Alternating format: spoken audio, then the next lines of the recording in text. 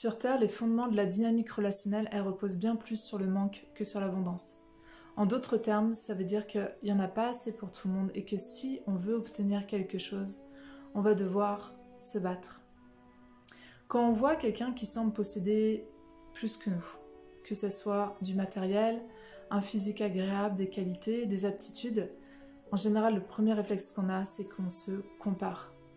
On peut convoiter en tentant de trouver une explication sur pourquoi la personne a bénéficié d'autant de chance, ou alors on va pouvoir aussi se diminuer et là être davantage dans une posture victimaire. Là, la chance, pour le coup, elle n'est pas du côté de l'autre, c'est plutôt la malchance qui est de notre côté.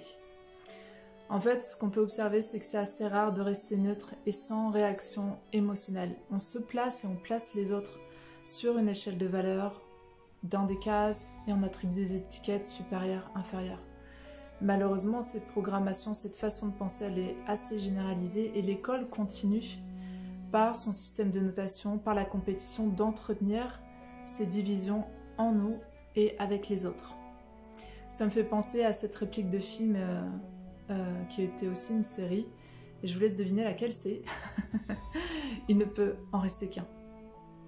Avec cette vision de l'existence où les ressources sont limitées, nécessairement vit en nous un sentiment d'insécurité. On n'est jamais certain d'avoir notre place, de la garder. On n'est jamais certain d'un jour de ne pas être éjecté au profit d'un autre qui sera meilleur que nous, plus performant, plus jeune, plus beau, plus cultivé, etc. La peur d'être dépossédé de ce que nous avons induit chez nous des comportements néfastes et des stratégies de contrôle. On peut même développer une vigilance vis-à-vis des personnes de notre entourage. Et quand un nouveau visage se pointe dans notre environnement, comment est-ce qu'on réagit?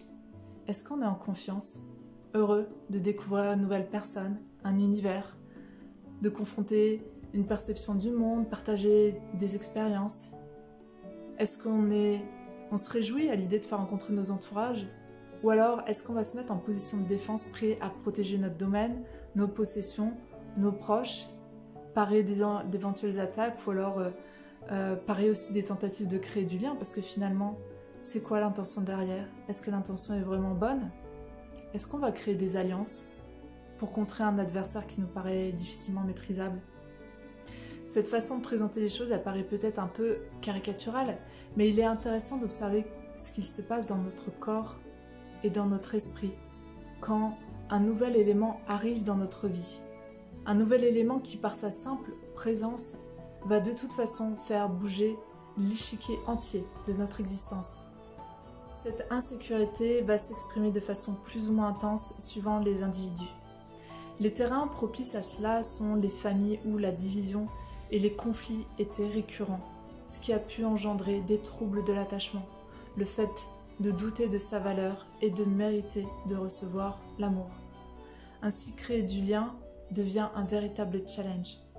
Notre prisme de réalité, il est entaché de toutes les fois où le lien s'est abîmé. Alors il devient de plus en plus anxiogène d'aller vers l'autre plutôt que de rester avec soi ou ce que l'on connaît.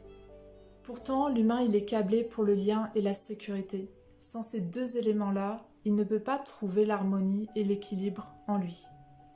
Ainsi, il va s'agir d'engager un travail de réparation profonde pour restaurer la paix en soi, un sentiment de sécurité, l'amour pour qui nous sommes, et le fait de mériter des relations saines et nourrissantes. La négligence émotionnelle répétée dans l'enfance, différentes formes d'abus, peuvent créer des traumas complexes qui vont impacter durement l'individu dans sa capacité à créer du lien. Des accompagnements thérapeutiques spécifiques comme la somatic experiencing sont adaptés à ces problématiques. De même, réguler son système nerveux par l'activation du nerf vague est une autre manière de restaurer la quiétude en soi. Et bien sûr, après tout l'apprentissage autour du fait de reconnaître les qualités spécifiques qui nous caractérisent et qui font de nous un être de valeur à la beauté singulière. Plus on reconnaît qui l'on est, plus on est capable de reconnaître l'autre pour qui il est, et plus on quitte les champs de la comparaison. C'est comme retourner notre regard sur nous-mêmes, le maintenir sans qu'il ne soit dévié à l'extérieur. Il n'y a plus besoin d'être à l'affût de ce qui se passe dans notre environnement comme si un danger allait arriver, nous pouvons enfin rester là en présence avec la capacité de s'ouvrir à l'autre, d'être là pour l'autre et de vivre pleinement le moment présent. Accepter de recevoir et de restaurer la sérénité en nous pour que l'envie et la curiosité d'aller vers l'autre prennent le pas sur la crainte et la méfiance. Merci pour votre écoute et avec grande joie de lire vos partages en commentaire sous cette vidéo. À très bientôt!